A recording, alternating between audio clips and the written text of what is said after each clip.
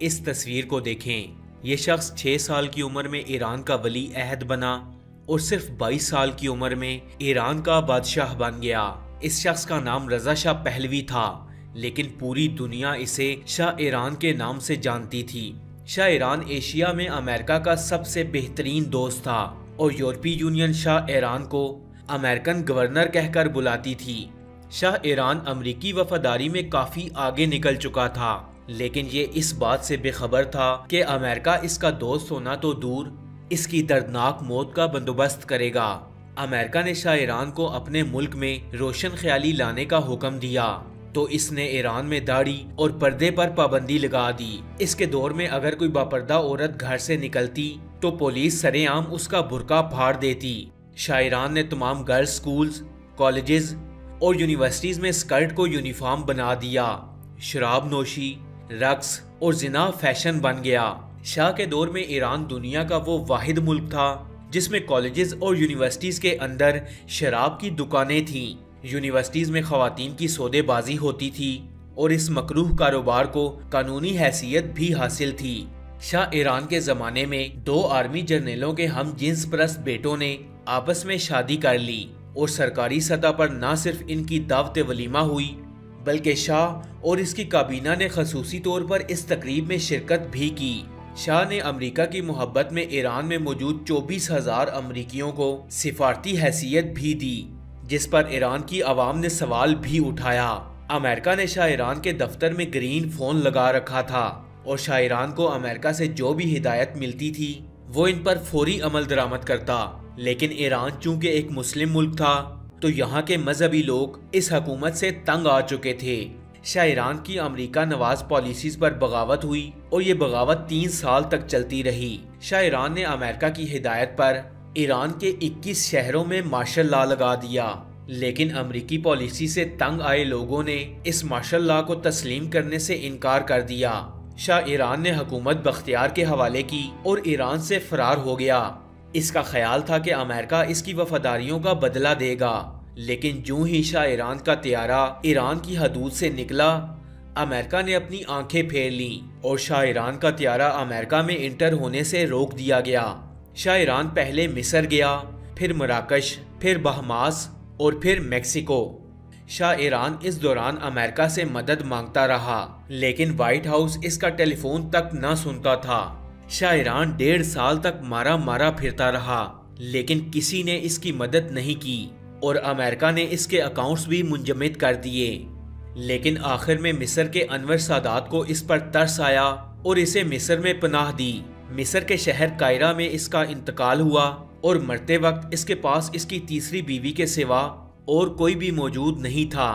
लोग इसका जनाजा तक पढ़ने न आए और इसके बेडरूम में ही इसे दफन कर दिया गया। फ्रेंड्स, ये कहानी सिर्फ रजा शाह पहलवी की नहीं है। अमेरिका का हर दोस्त हुक्मरान इसी अंजाम का शिकार हुआ।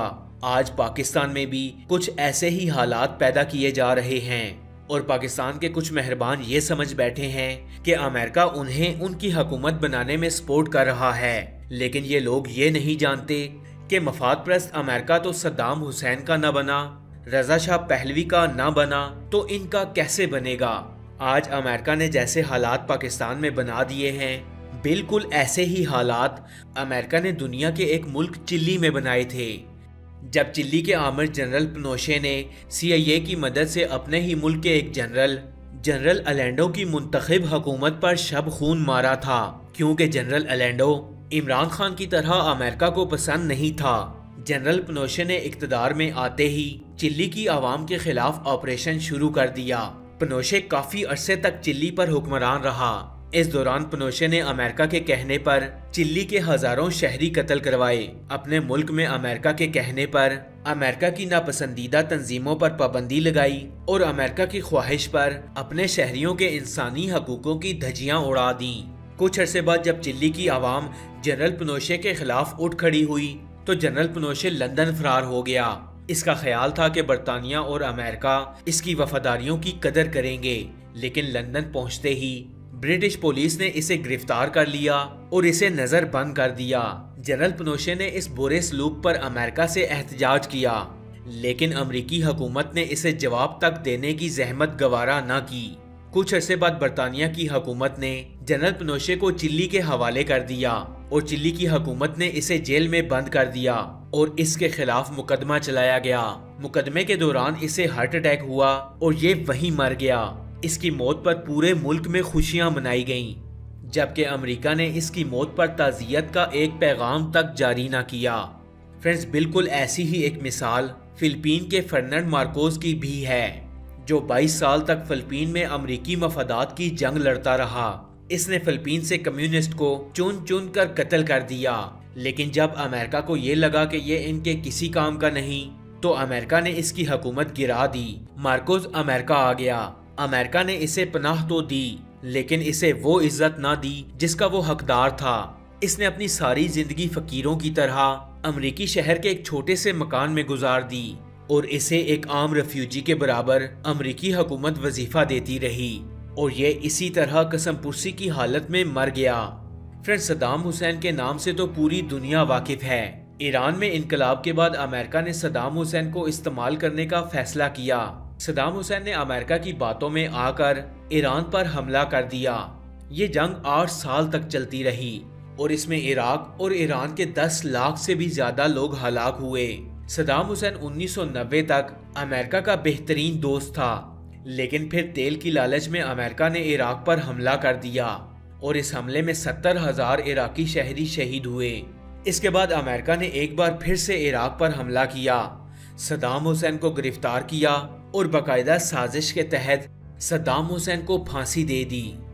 शाह ईरान से लेकर सद्दाम हुसैन तक दुनिया की तारीख अमरीकी मफादात की भेंट चढ़ने वाले हुक्मरानों से भरी पड़ी है और अब पाकिस्तान भी इसके चुंगल में आता दिखाई दे रहा है। अगर आप जानते हो तो अमरीकी खारजा पॉलिसी को डिस्पोजल डिप्लोमेसी कहा जाता है। इनका फलसफा ये है कि खरीदो, इस्तेमाल करो और फिर फेंक दो, और इसी पॉलिसी के तहत ये इन हुक्मरानों को इस्तेमाल शुदा टिश्यू से ज्यादा अहमियत नहीं देते। American government case to case और प्रोजेक्ट टू प्रोजेक्ट चलती है। इनका दोस्त रजा शाह पहलवी हो, जनरल पिनोशे हो, सद्दाम हुसैन हो या पाकिस्तान में मौजूद कुछ मफाद परस्त लोग जो अपने मकसद की खातिर पाकिस्तान को नुकसान पहुंचाना चाहते हैं, और इनका भी यही हाल होगा जो माजी में गुजरे अमेरिकन एजेंट्स का हुआ। फ्रेंड्स, आपको ये वीडियो कैसी लगी? कमेंट्स बॉक्स में अपनी कीमती राय का इजहार ज़रूर कीजिएगा। ऐसी और इन्फॉर्मेटिव वीडियोस देखने के लिए स्टोरी फैक्ट्स चैनल को सब्सक्राइब कर लें और साथ में लगे बेल आइकन को भी प्रेस करें ताकि मजीद आने वाली ऐसी इन्फॉर्मेटिव वीडियोस का नोटिफिकेशन आपको मिल सके। मैं मिलूंगा आपसे अगली वीडियो में, तब तक के लिए अल्लाह हाफिज।